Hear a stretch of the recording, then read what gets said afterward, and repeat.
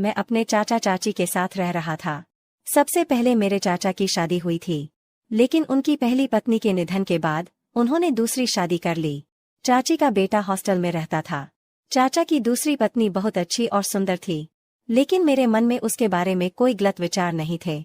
और मेरे चाचा के साथ रहने का कारण यह था कि मेरे चाचा का एक बार एक्सीडेंट हो गया था, इसलिए उन्हें अस्पताल ले जाने या कई अन्य काम करने के लिए किसी की जरूरत थी। चूंकि मेरी चाची अकेली थी, इसलिए मेरे चाचा ने मेरी मदद करने के लिए मुझे घर बुलाया था। उनके साथ रहते हुए चाचा जी कुछ ही दिनों में पूर्णतः स्वस्थ हो गए और वह वापस काम पर चले गए। अब मेरा सारा काम बंद हो गया था, इसलिए मुझे अब जाना पड़ा। मौसी से कहा, मैं 1 सप्ताह बाद आऊंगा। तब मैं अपने घर चला गया और अगला परीक्षा फॉर्म भर दिया। उसके बाद मैं वापस अपने चाचा के पास आ गया। मेरे चाचा को काम पर गए हुए 2 दिन हो गए थे। मैं इस साल की परीक्षा में फेल हो गया। मुझे बहुत दुख हो रहा था, इसलिए मैंने पढ़ना शुरू किया और लाइब्रेरी में जाकर पढ़ना शुरू किया। एक बार ऐसा हुआ, मेरी लाइब्रेरी की लाइट चली गई, तो मुझे बहुत गर्म हो रहा था, इसलिए मैं घर आया। जब मैं घर आया तो देखा कि मौसी का दरवाजा बंद है। अंकल बाहर काम पर थे, तो मुझे थोड़ा शक हुआ। चाची के कमरे से एक अलग सी आवाज आ रही थी। उत्साह से मैंने खिड़की से अंदर देखा और सामने का दृश्य देखकर कांप उठा, क्योंकि चाची मोबाइल में कुछ देखकर, चाची ने अपने हाथ काम पर लगाए हुए थे और मोबाइल फोन की तरफ घूर घूर कर कुछ तो देख रही थी। उसके चेहरे पर इसकी भूख झलक रही थी। कुछ देर देखने के बाद मैं बेचैन हो गया। मैंने जो देखा उससे मैं भयभीत हो गया। फिर मैं किचन में गया और जोर से बर्तन गिराए, तो चाची उठकर रसोई में आ गई। उसने मेरी तरफ देखा और बोली, तुम कब आए? तुम शाम को आते हो ना? मैंने कहा, चाची, लाइब्रेरी की लाइन चली गई है, तो मैं आ गया। उस दिन के बाद मेरा चाची के प्रति नजरिया बदल गया था।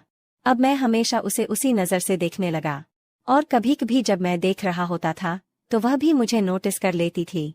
पहले मैं चाची से ज्यादा बात नहीं करता था, लेकिन समय के साथ हम अच्छे दोस्त बन गए। हम एक दूसरे से बातें करने लगे। मुझे मजा आने लगा। इस परिवर्तन से चाची भी आश्चर्यचकित थी, क्योंकि हमारा रिश्ता पहले इतना अच्छा नहीं था। उस दिन मैं लाइब्रेरी में था, तभी मेरे चाचा का फोन आया। चाचा बोले, मेरी बैंक में 2 दिन की छुट्टी है, तो तुम मेरा बैग और सारा सामान लेने आ जाओ। मैं बैंक का काम होने के बाद घर आता हूँ। चाचा बहुत सारा सामान था। मैं इसे एक ऑटो रिक्शा में घर ले गया। जब मैं घर आया तो मुझे कोई नहीं दिखा और दरवाजा बाहर से बंद कर दिया गया था। मैंने सामान रखा और अंकल का बैग अंकल के कमरे में रखने चला गया। चाची शांति से सो रही थी। चूंकि उस समय ठंड बहुत थी, इसलिए मैंने एक चादर खींच ली और उनके पास सो गया। ठंड के कारण मुझे जल्द ही नींद आ गई, और मुझे कब नींद आ गई पता ही नहीं चला। मेरी आदत थी, जब भी मैं ठंड में सोता था तो अपना पूरा शरीर ढककर सोता था। लेकिन आधे घंटे बाद चाचा घर आए और वे काकी से बातें करने लगे। चाचा मुझसे पूछ रहे थे, तो चाची ने कहा, वो अपने कमरे में सो रहा है।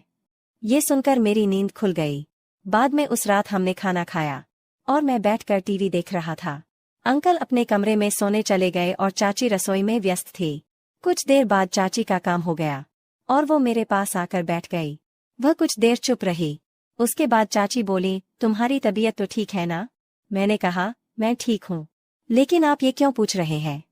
तो वो बोली, इसलिए पूछा क्योंकि आज तुम मेरे कमरे में सो रहे थे। काकी अब जानना चाहती थी कि मैं उस रात सोया था या नहीं।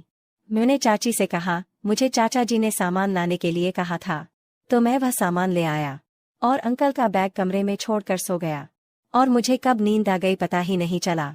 तो चाची ने कहा, जब मैं आई तो तुम गहरी नींद में थे। मैंने उसकी तरफ देखा और कहा, पहले मैं सो रहा था, लेकिन तुम्हारे आने के बाद मेरी नींद खुली थी। जब मैं बोल रहा था तो उसने घबराहट से मेरी ओर देखा। उसने कहा, मैं तो आई थी, पर तुम नहीं उठे, इसलिए मैं तुरंत चली गई।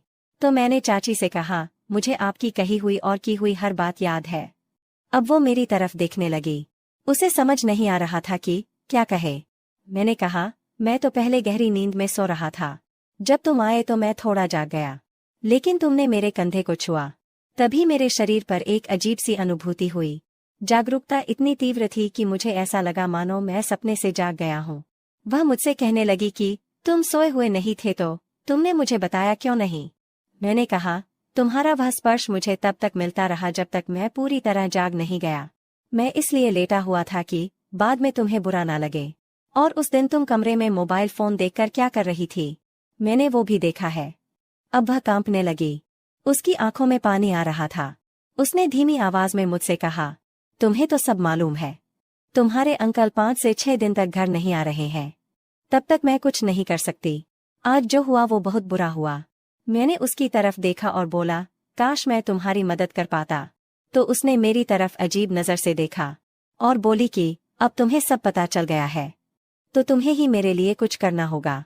मैंने उत्सुकता से उसके पास आकर पूछा, वह समय कब आएगा? उसने मुझे एक मुस्कान दी और कहा, अभी नहीं, बाद में। उसकी आवाज में एक अज्ञात जिज्ञासा थी। अगर आप जानना चाहते हैं कि आगे क्या हुआ तो हमारे चैनल को सब्सक्राइब करना ना भूलें।